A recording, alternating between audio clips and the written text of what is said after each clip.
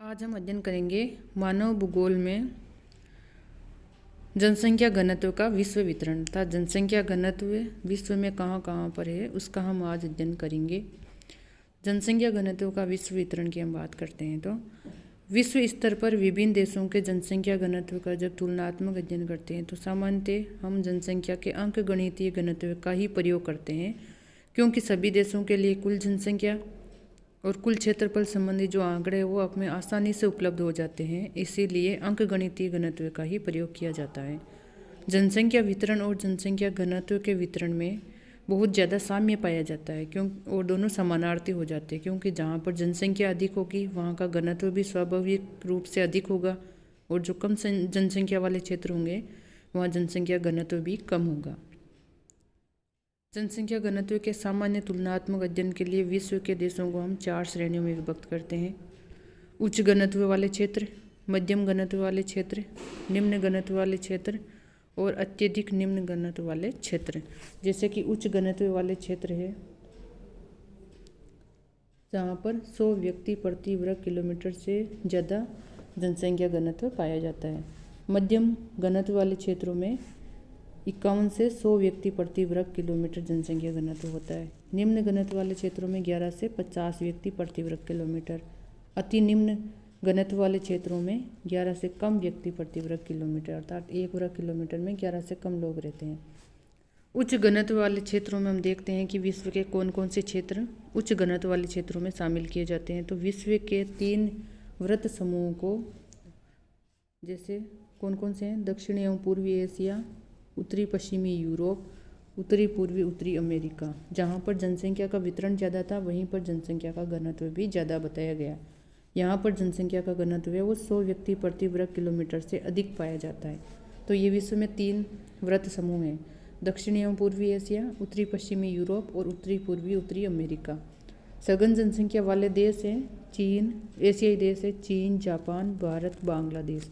यहाँ पर मानसूनी जलवायु पाई जाती है, पर्याप्त वर्षा होती है, समतल भूमि पाई जाती है, मिट्टी उर्वरक होती है, यातायात और सिंचाई की सुविधा, इन सब की उपलब्धता होने के कारण इन देशों के मैदानी भागों में जनसंख्या का घनत्व बहुत ज़्यादा यहाँ पर पाया जाता है।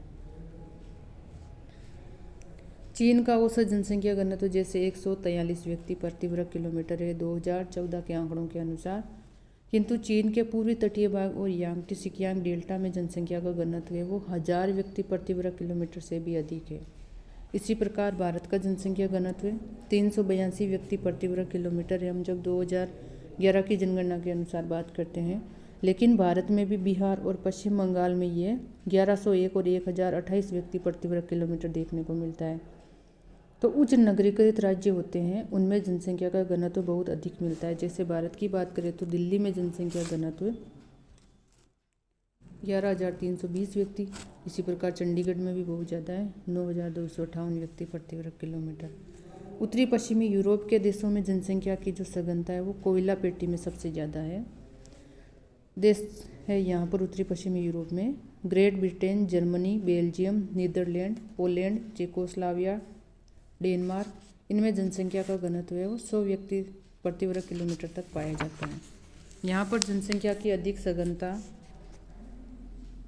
है, उसके कारणों में क्या है, विस्तृत समतल भूमि, परिवहन के साधन यहाँ पर उपलब्ध है, पर्याप्त विकास, लोहा आदि औद्योगिक खनिज और कोयले के प्रचुर भंडार की उपलब्धता होने के कारण औद्योगिक विकास और नगरीकरण अधिक हुआ है। यहाँ पर तकनीकी प्रगति और उच्च संपदा, ये सब इसके जनसंख्या घनत्व के अधिक होने के प्रमुख कारण हैं। इन भागों की अधिकांश जनसंख्या है वो उद्योग, व्यापार, यातायात सेवाओं, इन द्वितीयक और तृतीय कार्यों में लगी हुई है। यहाँ के लोग आर्थिक दृष्टि से बहुत ज़्यादा संपन्न है और अधिकांश जनसंख्या नगरों में निवास करती है। अधिक जनसंख्या घनत्व का तीसरा बड़ा क्षेत्र है वो संयुक्त राज्य अमेरिका का उत्तरी पूर्वी समुद्र तटीय भाग है, जो यूरोप और एशिया के सघन क्षेत्रों की तुलना में तो छोटा है।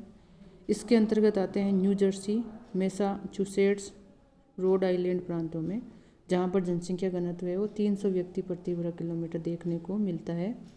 यहाँ पर जनसंख्या की सघनता का कारण है औद्योगिक और व्यापारिक विकास होना। संयुक्त राज्य अमेरिका में जनसंख्या की सर्वाधिक सघनता है वो औद्योगिक पेटी में और समुद्र तटीय भागों में देखने को मिलती है। अब हम मध्यम घनत्व वाले क्षेत्रों की बात करें तो जो अधिक सघनता वाले, अधिक जनसंख्या घनत्व वाले जो प्रदेश थे, उन प्रदेशों के बाहरी भागों में या कुछ बिखरे हुए अन्य क्षेत्र है, वहाँ पर जनसंख्या का घनत्व है वो 50 से 100 व्यक्ति प्रति वर्ग किलोमीटर के मध्य देखने को मिलता है। ऐसे क्षेत्रों में हम देखें तो दक्षिणी एशिया और पूर्वी एशिया के जो अधिक सघन बसे देश हैं, उनके मध्य में स्थित दक्षिण पूर्वी एशिया के देश जैसे म्यांमार, लाओस, कंबोडिया, मलेशिया, यहाँ पर जनसंख्या घनत्व वो 50 से 100 के बीच में पाया जाता है। इसी प्रकार दक्षिणी पश्चिमी एशिया में टर्की, ईरान और इराक भी मध्यम घनत्व वाले क्षेत्रों में शामिल होते हैं। दक्षिणी और पूर्वी देश भी मध्यम घनत्व वाले श्रेणी में आते हैं, जैसे ऑस्ट्रिया, स्पेन, यूनान, युगोस्लाविया, यूक्रेन। यूरोपीय रूस के पश्चिमी भाग में जनसंख्या का घनत्व है वो 50 व्यक्ति प्रति वर्ग किलोमीटर से ऊपर पाया जाता है। संयुक्त राज्य अमेरिका में अपलेशियन पर्वत के पश्चिम में 100 डिग्री पश्चिमी देशांतर है, वहाँ पर मध्यम जनसंख्या वाले क्षेत्रों का विस्तार है और ये क्षेत्र मुख्यतः कृषि क्षेत्र है। यहाँ पर कपास पेटी, मक्का पेटी और गेहूँ पेटी है, इसलिए यहाँ पर मध्यम जनसंख्या घनत्व पाया जाता है। दक्षिणी अमेरिका में पूर्वी ब्राज़ील और चिली के समुद्र तटीय भाग, अफ्रीका महाद्वीप में है मिस्र, गाना, मोरक्को आदि देश, और दक्षिणी पूर्वी ऑस्ट्रेलिया के तटीय भाग में भी जनसंख्या का घनत्व है वो 50 व्यक्ति प्रति वर्ग किलोमीटर से अधिक है। निम्न घनत्व वाले क्षेत्र देखते हैं तो जहाँ जनसंख्या का घनत्व 10 और 50 व्यक्ति प्रति वर्ग किलोमीटर के मध्य में है, ऐसे क्षेत्र में निम्न घनत्व पाए जाने के कारण है कि यहाँ पर वर्षा की कमी होती है, यहाँ की जलवायु है वो रहने के लिए अनुकूल नहीं होती है, मिट्टी है वो बहुत ही कम उपजाऊ होती है, यहाँ पर जंगलों का ज़्यादा विस्तार है अर्थात वनों का ज़्यादा विस्तार है, यातायात के साधनों की कमी है और ये क्षेत्र दुर्गम है। जीवन यापन के साधन यहाँ पर बहुत ज़्यादा सीमित है, इसलिए यहाँ पर जनसंख्या बहुत ही कम पाई जाती है। ऐसे क्षेत्रों की बात करें तो ये हो सकते हैं अस्थायी या जो स्थानांतरणशील कृषि वाले क्षेत्र, पशुचारण, आखेट, ऐसे क्षेत्र जहाँ पर आखेट किया जाता है, क्योंकि ये लोग हैं वो इन्हीं से जीविका चलाते हैं अपनी। लगभग संपूर्ण दक्षिणी अमेरिका, पश्चिमी संयुक्त राज्य अमेरिका, ऑस्ट्रेलिया में जो मरे डार्लिंग बेसिन है और न्यूजीलैंड, ये कम घनत्व वाले क्षेत्रों में से एक है।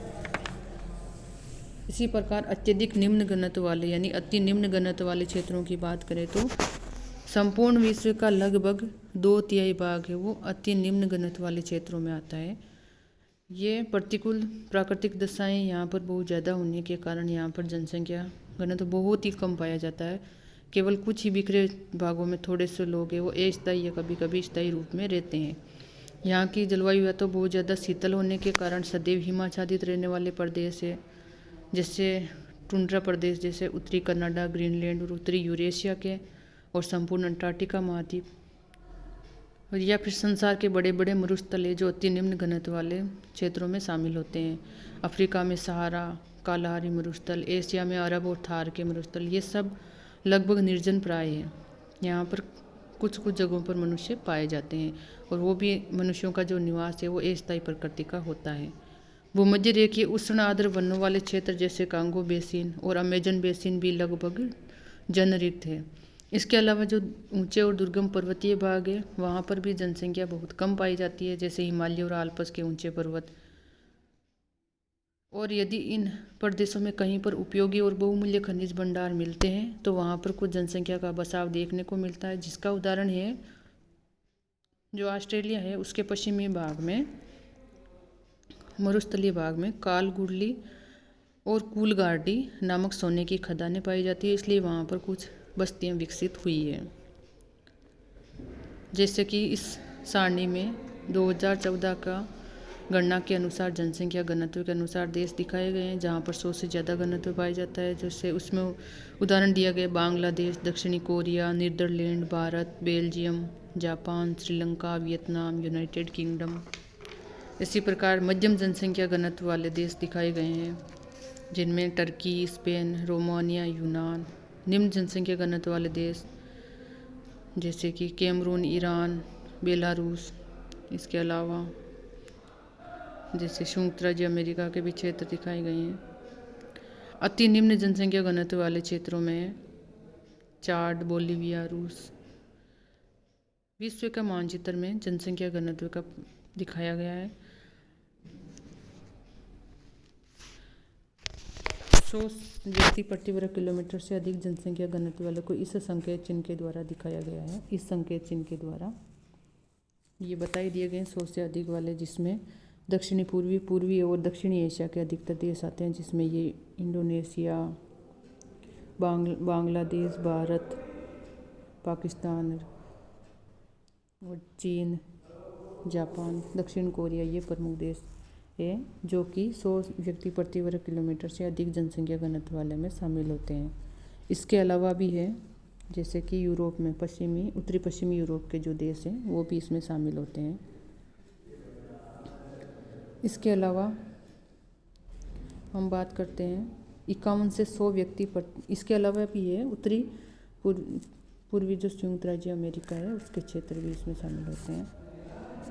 अब हम बात करते हैं 51 से 100 व्यक्ति प्रति वर्ग किलोमीटर अर्थात मध्यम जनसंख्या घनत्व वाले देश, जिसको कि इस संकेत चिन्ह के द्वारा दिखाया गया है।